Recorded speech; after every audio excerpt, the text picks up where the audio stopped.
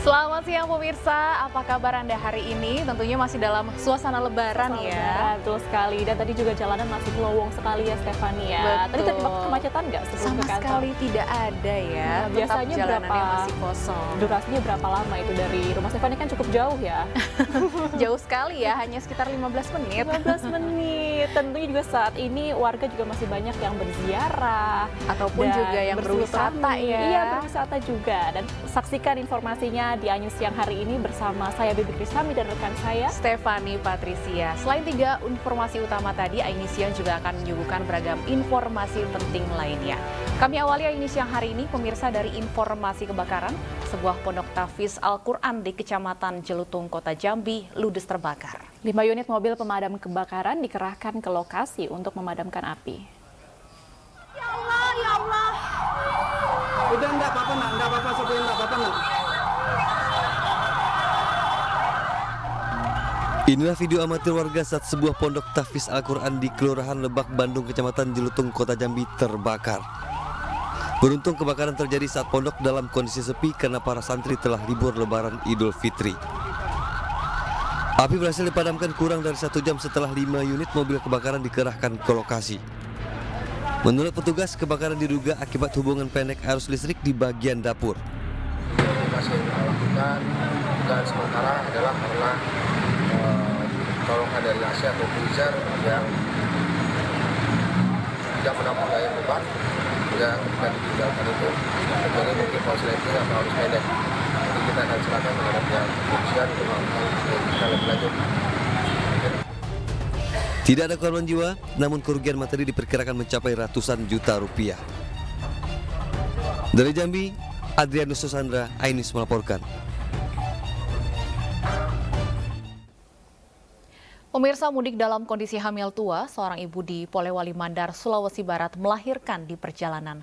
Sang ibu dan buah hatinya selamat, namun niat mereka berlebaran di kampung halaman harus tertunda karena dirawat di puskesmas.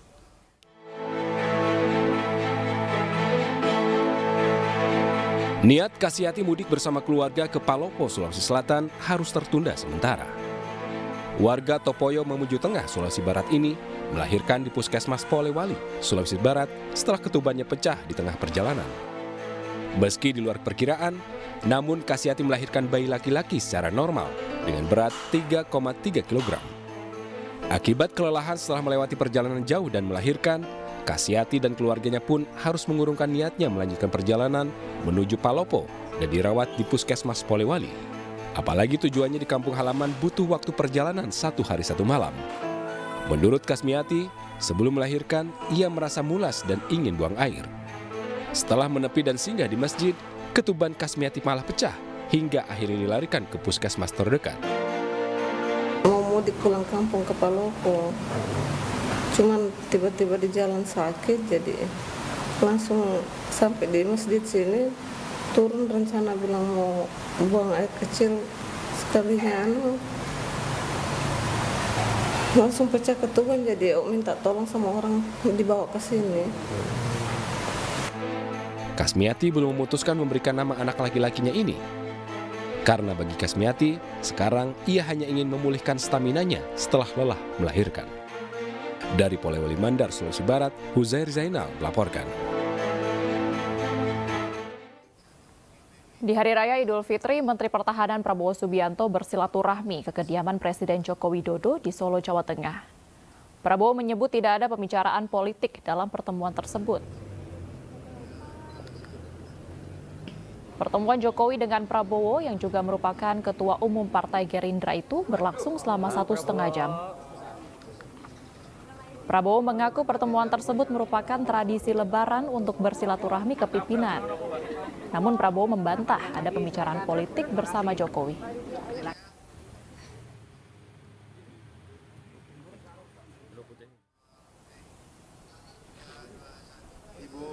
Potret keakraban Prabowo dengan keluarga Jokowi diunggah oleh Prabowo di akun media sosial miliknya. Prabowo didampingi putranya Didit Hedi Prasetyo, sementara Jokowi didampingi oleh Ibu Iriana dan ketiga anaknya Gibran, Kahiyang, dan Kaesang. Usai bertemu dengan Jokowi, Prabowo mengaku akan berkeliling kota Solo bersama putra sulung Jokowi, Wali Kota Solo Gibran Rakabuming Raka.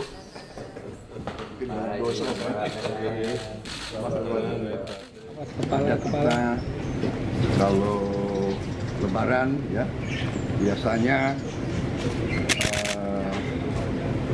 anak buah itu sowan atau Lebaran kepada pimpinan. Beliau pimpinan saya, beliau presiden, panglima tertinggi, saya menteri beliau. Jadi sudah saya kira beberapa kali juga saya kalau Lebaran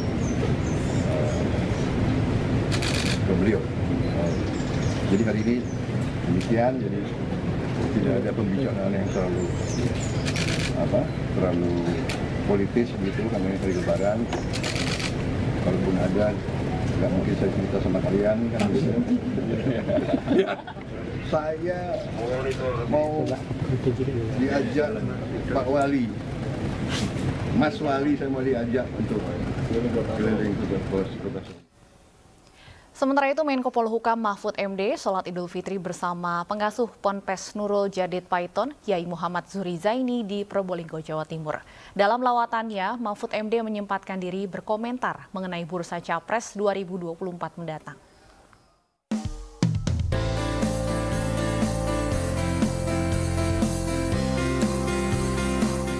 Menko Polhukam Mahfud MD menjalani sholat Idul Fitri di Pondok Pesantren Nurul Jadid Paiton, Probolinggo, Jawa Timur. Kehadirannya disambut antusias para santri. Dalam kesempatan ini, Mahfud MD juga bertemu dengan Kiai Muhammad Zuhri Zaini karena sudah bertahun-tahun tidak bersilaturahmi di pesantren. Menariknya, usai menjalani sholat Id, Mahfud MD mengomentari bursa Capres dan Cawapres 2024. Menurutnya, kemunculan nama dirinya di bursa Cawapres mendampingi Ganjar Pranowo dari PDI Perjuangan hanyalah sebatas berita yang enak dibaca saja. Jadi ini adalah kunjungan biasa silaturahim. Karena selama musim Covid tidak bisa ke sini sekarang. Calon oleh PDI, Prof. Ganjar. Ya, itu berita yang enak dibaca. Itu tapi saja. Benar ya, Prof? Enak dibaca itu karena setiap peristiwa politik bagi saya bacaan ya. Jadi itu sajalah. Pengasuh Ponpes Nurul Jadid Kiai Muhammad Zuhri Zaini mengatakan, kedatangan Menko Polhukam dalam rangka bermaaf-maafan seperti biasa di Hari Raya Idul Fitri 1444 Hijriah. Dari Probolinggo, Jawa Timur, Hana Purwadi, iNews melaporkan. Pemirsa, napi Lapas Kelas 1 Sukamiskin Bandung, mantan Ketua DPR RI Setia Novanto dan mantan Kakor Lantas Polri Joko Susilo mendapatkan remisi Idul Fitri. Sementara itu, ribuan warga binaan penghuni lapas dan rutan di DKI Jakarta juga menerima remisi khusus tersebut.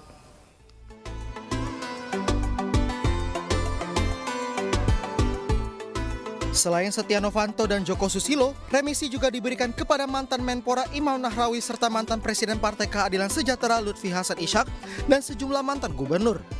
Remisi khusus ini diberikan sesuai dengan Undang-Undang Nomor 22 Tahun 2022 tentang pemberian remisi untuk terpidana kasus korupsi dan tipiter. Nah, remisi alhamdulillah hari ini jumlah penghuni Lapas Sukamiskin 309 dan yang memenuhi syarat dan sudah kita usulkan sebanyak 208 warga binaan yang mendapatkan remisi dan itu bervariasi, ada yang 1 bulan, ada yang 1,5 dan ada yang 2 bulan. Momen Lebaran tahun ini juga digunakan para napi tipikor bertemu dengan keluarga. Sejak Sabtu pagi, ratusan pengunjung telah antri untuk menjenguk para napi. Sementara itu, kantor wilayah Kementerian Hukum dan HAM DKI Jakarta memberikan remisi khusus Idul Fitri 2023 kepada 7.624 warga binaan. Pemberian remisi dipusatkan di Lapas Kelas 1 Cipinang, Jakarta Timur pada Sabtu pagi usai pelaksanaan sholat Idul Fitri. Dari 7.264 orang ini yang mendapatkan remisi khusus 2 atau yang langsung pulang, langsung bebas itu sebanyak 109 orang. Hari ini, Hari Raya Idul Fitri ini, merayakan kemenangan, langsung bebas bisa kembali kepada keluarga dan kembali masyarakat. Banyak berterima kasih buat para petugas yang selalu jagain kami, terutama di rutan, terus kami juga dibimbing, selalu diarahkan dengan baik. Terus di sana juga kami yang tadinya tidak bisa kayak seperti merajut ngaji, jadi bisa ngaji, lebih banyak memanfaatkan waktu dengan hal-hal positif sih di sana. Pemberian remisi di momentum Idul Fitri diberikan Kemenkumham sebagai motivasi bagi seluruh warga binaan untuk terus berbuat baik dan memperbaiki diri sebagai bekal menjadi manusia baru nantinya. Tim Liputan iNews melaporkan.